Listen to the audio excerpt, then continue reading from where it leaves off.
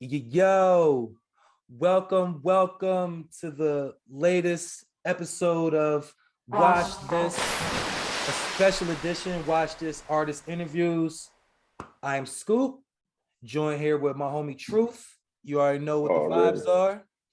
And today we are joined by a very special guest. I hear that Guatemalan chicks say that he's a cool breeze. He's a dope artist, man, lyricist. You know, if y'all know me, y'all know us, y'all know we always respect lyricism, we respect the bars, we respect cats that's here doing it for the culture, for the right reasons. I'm definitely interested to learn more about this man and what he got going on, and his plans for the future, and talk a little bit about how he got started. I would like to welcome to the show none other than Columbo Black. Man, what's good, brother? Good, man. Everything's good. Thank you for having me. I really appreciate that, man. Thanks for pulling up, man. You could be anywhere in the world, man, but you here with us. Speaking about anywhere in the world, man, where are you located? Where are you based out of? I'm from Compton, but I'm based out of pretty much Long Beach right now. Okay. Yeah. Compton, Long Beach. It sounds like the West Coast hip hop kingdom to us over here that may not have traveled to Cali as much. We hear about Compton, of course, and you hear about Long Beach. I feel like Snoop kind of popularized Long Beach, or took Long Beach to the world. Born and raised? Born and raised in Compton. Okay. All right. And so tell us a little bit about how'd you get started with rapping? Like, you know what I'm saying? What brought you to the game? Like what was your, I don't know, your earliest memories that kind of influenced you to want to create music and get it out there? Honestly, man, if I go through, I'm kind of an 80s baby, so I came up on Fat Boys, Curtis Blow, all the originators. And I really didn't start rapping until I was about 36.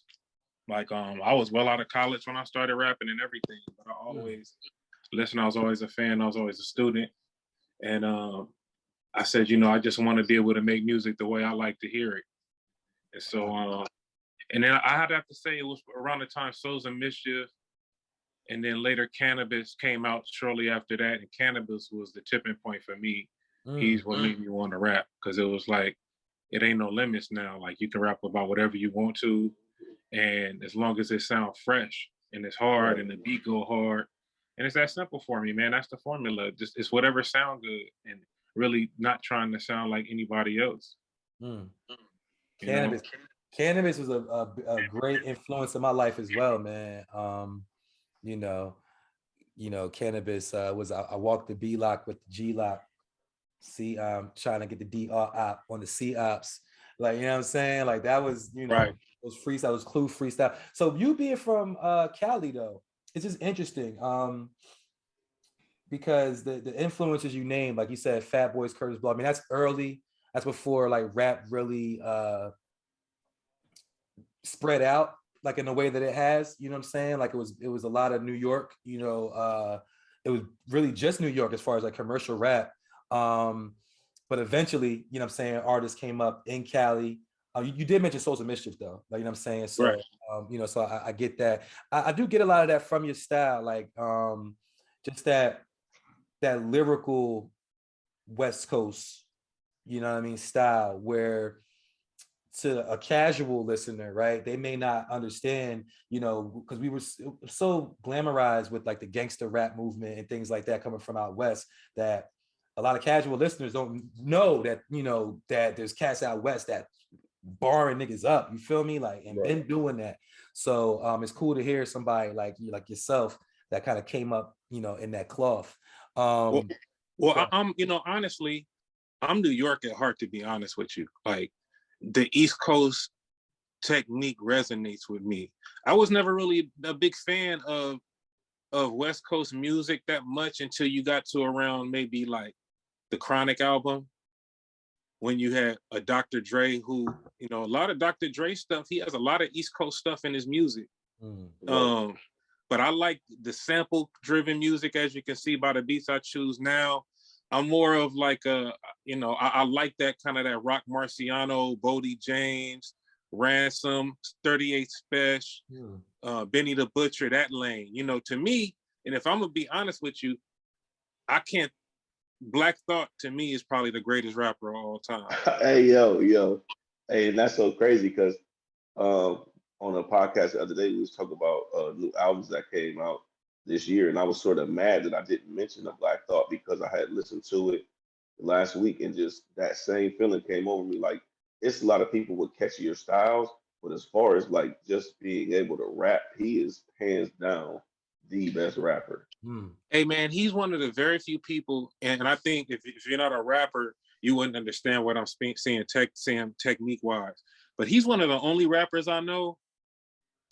Other people do it, but it's a deliberateness to his, and I know it's a stylistic tick of his. Like he does this thing where he'll rhyme a word with the last part of another word.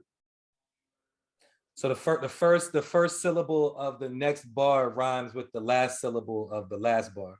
Is that what you mean? It's like I can't even explain it right now, but you'll hear it when you hear it in his rap. They'd be like, damn, he took, you know, if he says a word like nuclear, the next rhyme, he'll be like nuclear blast. And like he'll take the clear, the clear and the blast and make that the rhyme as the clip. It's hard to explain, but he's doing shit in there that's on like there's a surgicalness to it, but it's a freeness to it. It's almost like he's freestyling it. It's the art of what very few rappers had, and this is a very big talent, and it's why Eminem fell off to me. Is there's a science to rapping harder than everybody without sounding like you're trying to rap harder than everybody. Like Eminem, he's over the top, like his shit insists upon itself. He's making sure you know he's rhyming all 18 syllables, but like it start to sound whack and mechanical. Like Black Thought going in and out of all this shit. And then you got to understand, you got to be technical, and it has to match up and make sense and sound organic and sound like a normal conversation. Everybody can do that. Anybody can rap 5 syllables. That's not hard. Every battle rapper can rap, right? Every rapper can really rap. But how are you putting that shit together? Do that shit sound fresh? You know what I mean? Like, and that's the beauty of the art, bro. You know, it changes, it evolves, but by the same token, hard is hard. You know what I mean? Like, you got people like Jay-Z hasn't aged. You know, and I feel like Drake is like that too. Drake will never age. He's gonna always be good. He definitely is drawn from that same energy. I think Nas too, and even AZ dropped a project this year. It was either this year or last year that I was surprised that you had that same feeling that I had back in the '90s, but you were able to modernize it and make, like you said, make it still pop, make it still be interesting and still current. You know, because a lot of older rappers can't do that. They sound dated.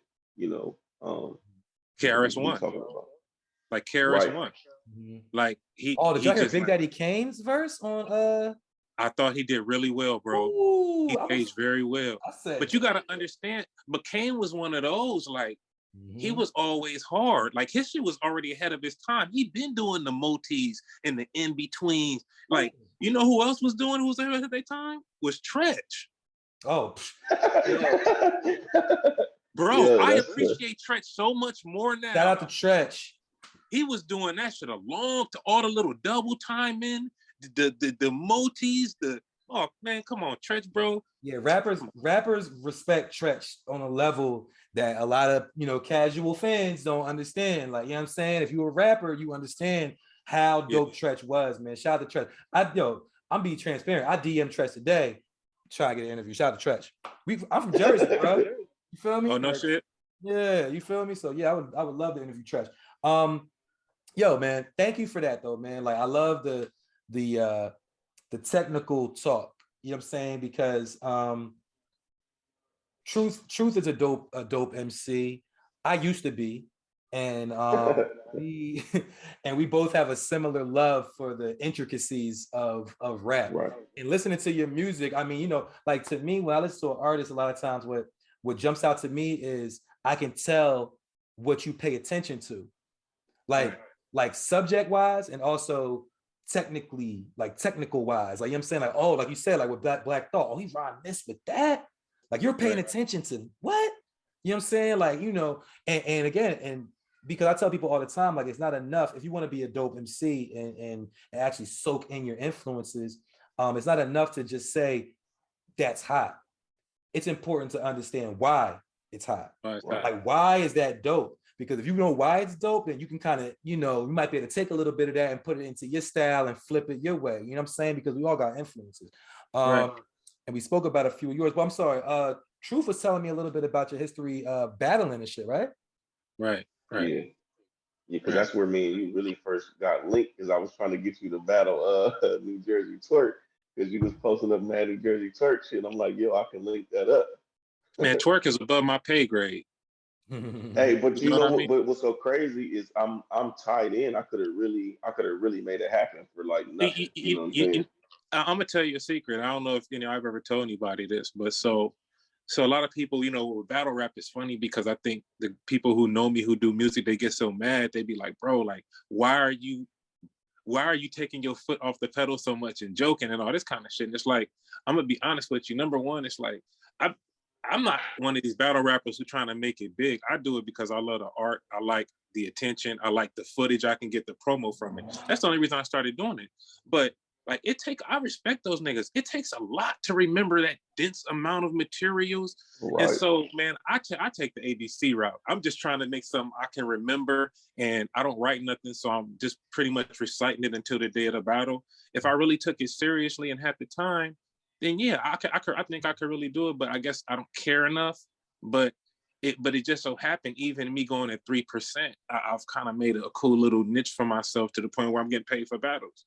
Even Right. if I get called to battle, I've never asked for a battle. If they call, I'll battle if I have the time. But it takes a lot of time, man. All that memorization, and I'm older now. I got other shit on my mind. I got a Right. girlfriend, I got a job, so it's like. And some of these niggas is like in their 20s with no job, staying at their mom's house. Yeah, if I had all that time, I'd be the best rapper out. Right. Right. Right. Battle rapper I out. So definitely feel it. yeah, man. But yeah, I love the battle rap. Right now, that's the core hip hop, man. That's the ground floor. Like all the most innovative rapping is coming out of the battle rap realm. Mm-hmm. And it's remember that they had the elements of hip hop. Remember breakdancing, graffiti.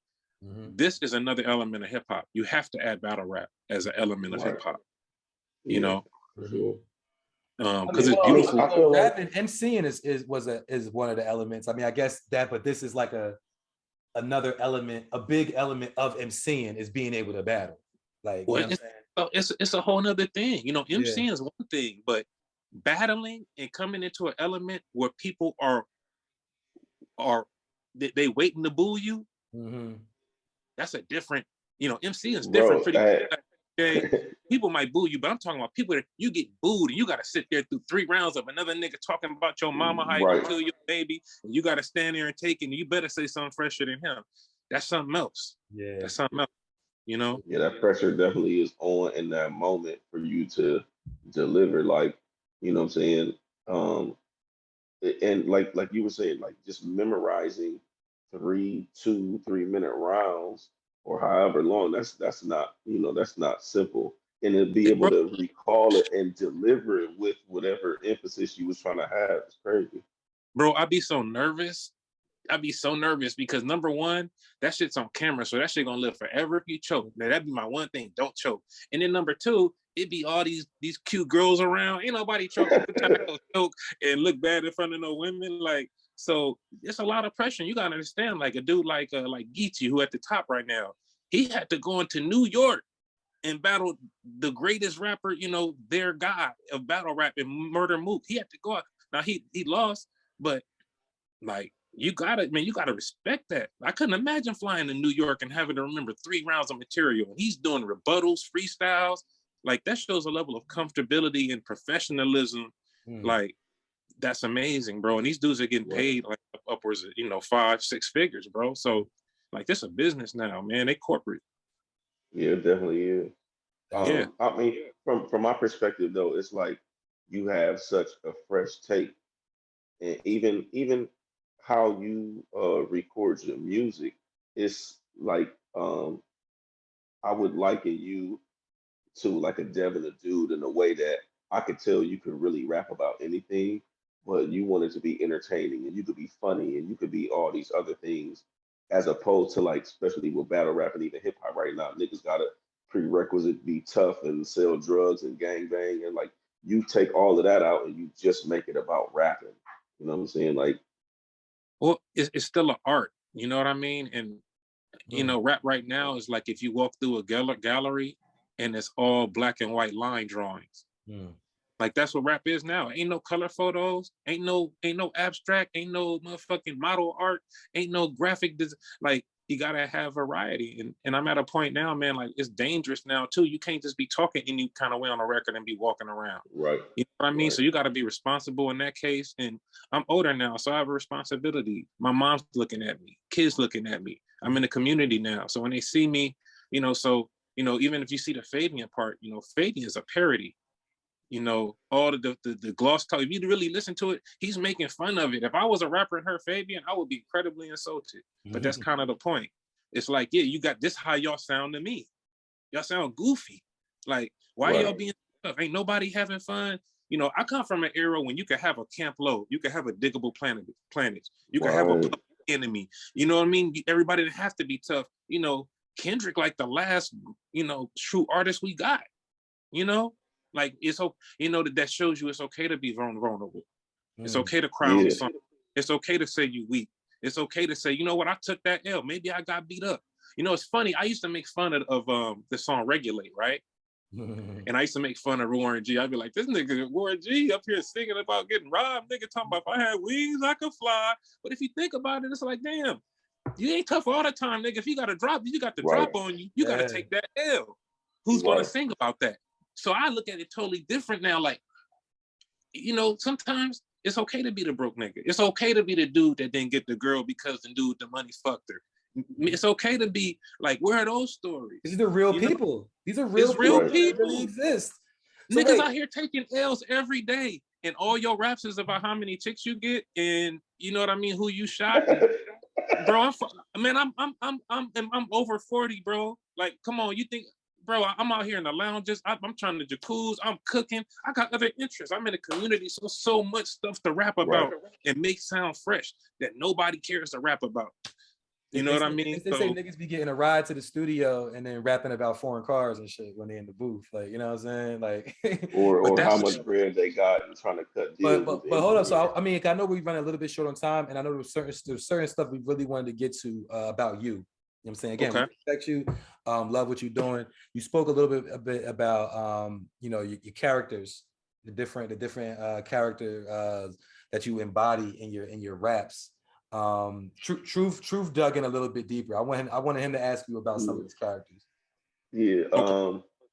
So obviously you always mention Lucius V. Guggenheim III.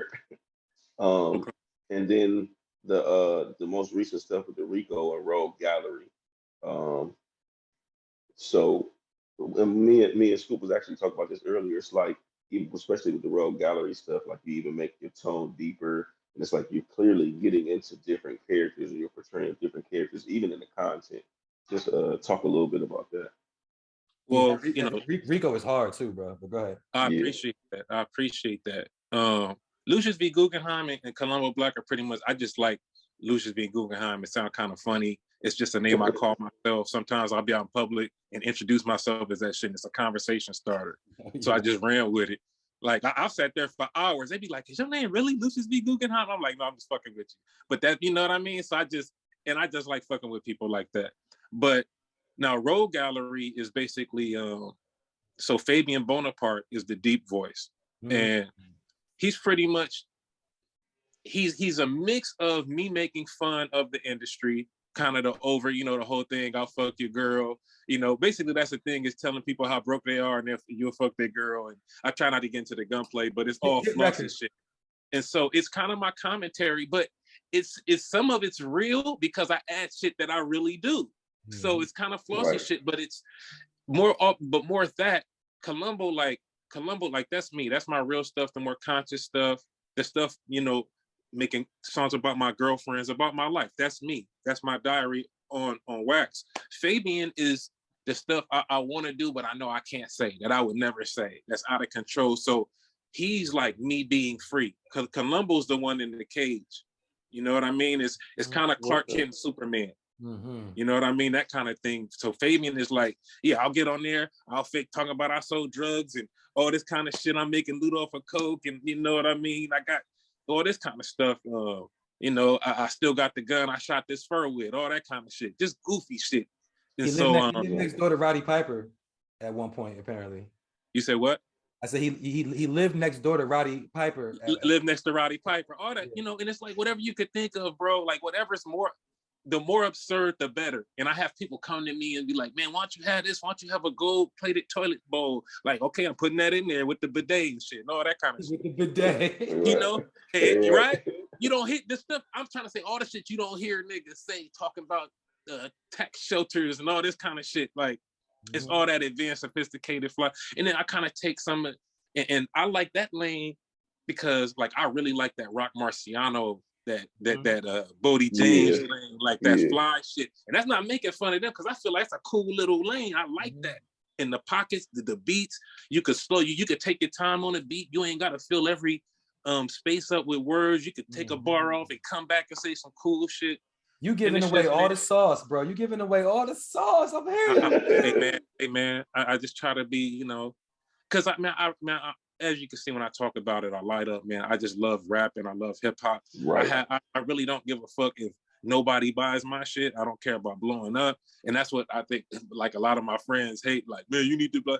Like, man, it's just, I really love it. When niggas, let me tell you one of the shit that really offended me in one of those songs. I think it was one of the niggas, one of Tupac niggas, and that one song he was talking about, if you ain't in this fucking game for the motherfucking cash, man, what's your motherfucking purpose? It's like, bro, like, that's what's fucking up the game.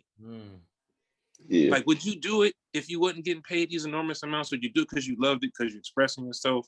Like, I'm one of the last ones left, I feel like. You know what I mean? Like, I don't give a fuck. I don't have to have a chain on. I don't, like, I'm playing with house money, bro. And that's how I feel. No, but it is because success is any worthy thing, constantly realized. So I feel the same way. Like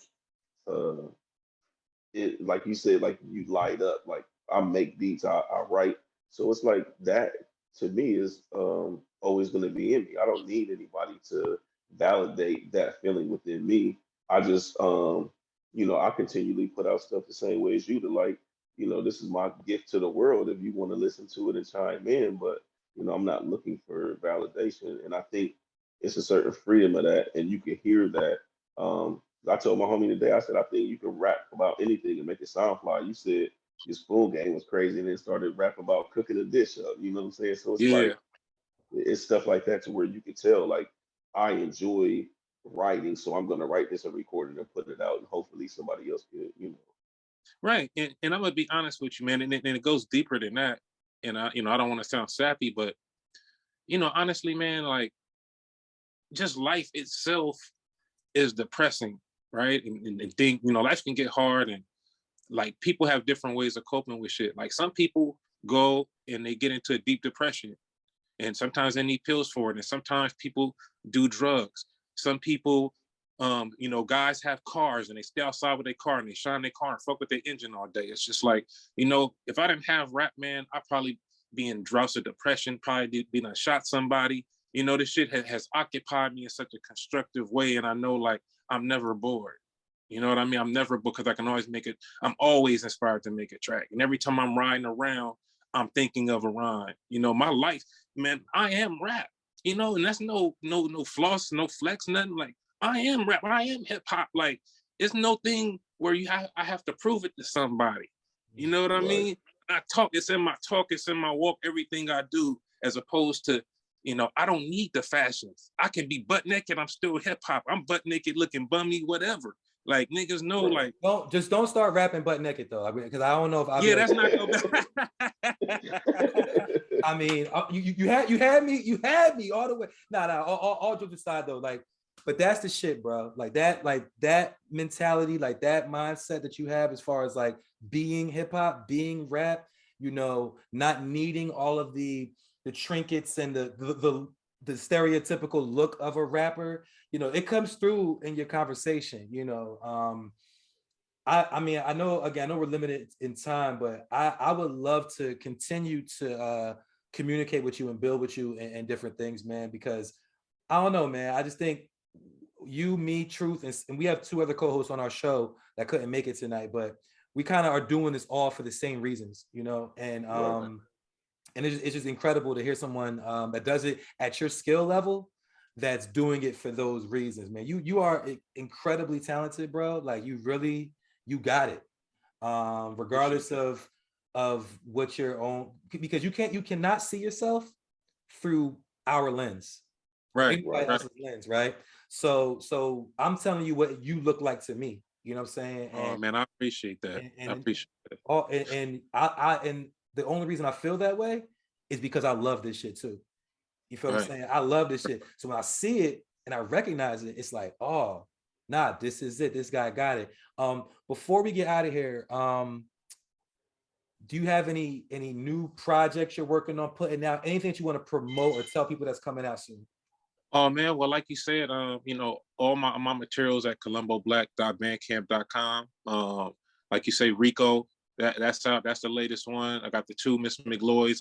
Those basically girl albums. Made those for my woman. Right now, I'm working on an album with one of the premier producers out of LA called Day One. That's my guy. So he likes the Fabian stuff so much. He wanted to do a Fabian project. So I'm gonna have about 7 tracks on there. I got like 4, 5 done. That's what I've been working on. I've been coming home, working on this shit, thinking about songs, and you know, it's trying to. And this is different for Fabian because we talking about songs with hooks. You know, 4-minute, 3-minute songs. Because he giving me, it's very rare I get original beats. So that's what I'm working on. But other than that, man, just working, and like I said, just started a relationship, so that takes a lot of time. You know what I mean? Big up to my girl. She kind of sad today. I got to go over there after work, man. Her uncle passed away in Chicago, man. So I want to send one out to him. Wow. You know, she kind of down. So, you know what I mean? I got to work, so I got to run out to her when I finish. But, you know, that's heavy on my heart today. But I just wanted to shout that out, put that energy out in the air. You know what I mean? It's always bad when somebody passed, man, you know?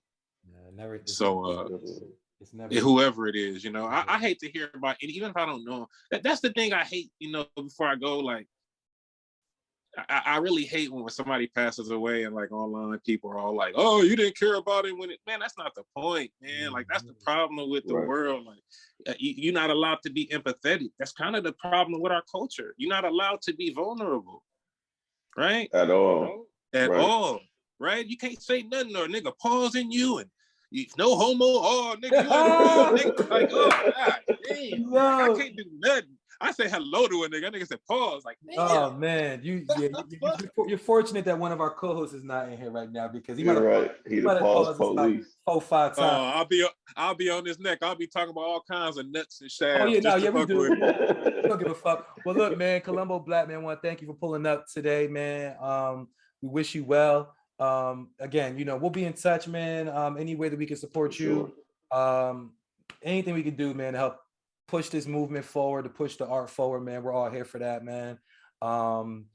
And yeah, man, thanks for all that you've done. We'll make sure that, you know, we tag you and everything once this is done, and you know, so you can. Man, I appreciate you having me, man. Like, you know, I'm over myself. I feel like I'm fresh, but when people acknowledge it, it always means like the world to me, man. And you know, I'm gonna put the footage out and whoop-de-whoop, you know. But with all that said, man, anytime you need me, let me know. Tonight was kind of extenuating circumstance. I wanted to be on longer, but like I said, I got a little assignment to go to this evening. I don't know if you know, I work for a senator, so like it's election night. It's election night, yeah. So all the candidates having their little election watch parties and shit. So I got to go to one at 8 tonight.